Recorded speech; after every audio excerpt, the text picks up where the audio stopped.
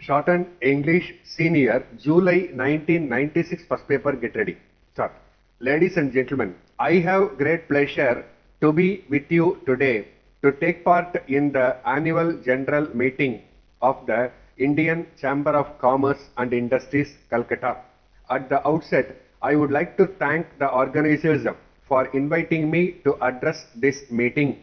You are very well aware that our 5-year plans have given a big hope to our people for a better future.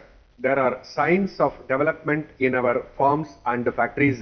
By and large, there has been a commendable display of mutual goodwill between different sections of our ancient society. I am aware that we are passing through a rather difficult period at the present moment, particularly in regard to economic conditions in our country. Unfortunately, agricultural production during the last few years did not show as great an increase as was expected at one time. As a result, there is shortage in food items and increase in their prices. We had a very bitter lesson from our experience during the last 1 year. First and foremost, efforts to increase agricultural production on a long-term basis deserve the highest priority. I wish to point out in this connection that our food production increased at the rate of 4% per annum during the last 2 plan periods. A significant feature was that in some parts of the country, an increase of more than 5% was achieved, while in some other parts there was only an increase of about 1%. There is no reason why the high rates of growth attained in some parts of the country, the farmer has to be provided with all facilities such as better seeds, better manures and irrigation facilities. The government is trying to do its best in this regard. However, the agricultural departments in the states have to be much more active. They must have more accurate figures about the production of different crops. The government must not only work for the supply of all the facilities required by the farmers, but it must also see to it that they are fully utilized. There must be a common and consistent link between these departments and the farmers so that one helps and supports the other. The accent in the next 5-year plan must be on the well-being of the common man.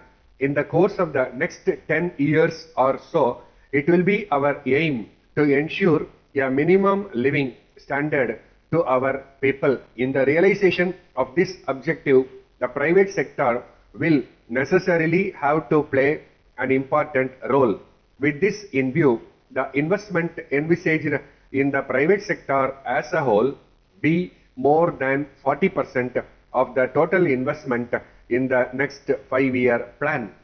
We in India are very well aware that industrialization is also important for the economic development of our country. It is essential because it increases the supply of goods which people need. It also provides employment and livelihood to our growing population in a much faster way. We are also aware that there are many difficulties in the way of setting up new industries. The shortage of foreign exchange is the major problem.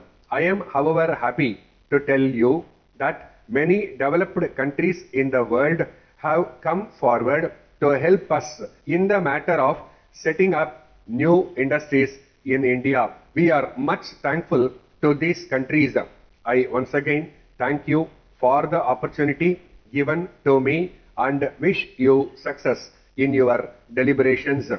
Letter from Mrs. Brown and Company, London, to the Executive Director, National Enterprises Limited, Bombay. Dear Sir, we have great pleasure in acknowledging the receipt of your letter of the 25th instant. We thank you very much for your further order for the supply of the electric motors.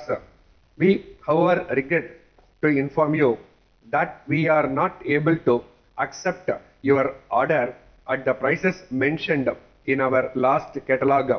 This is because of the increase in the prices of raw materials in the recent times.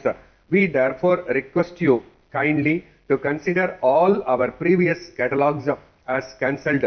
We wish to state in this connection that we have informed our customers about the increase in prices by a circular letter dated the 22nd instant, but we find from our register that your name is not in the list. It must have been omitted through some mistake on the part of our staff, for which we tender our sincere apologies. We now enclose a copy of our new catalog, from which you will be able to see the correct price of the electric motors which you may require. We can deliver them at the shortest possible notice. We have every hope that this small increase in price of these motors will not in any way affect our business in view of their high reputation in the market. Hoping to hear from you in due course. Yours faithfully, Stop.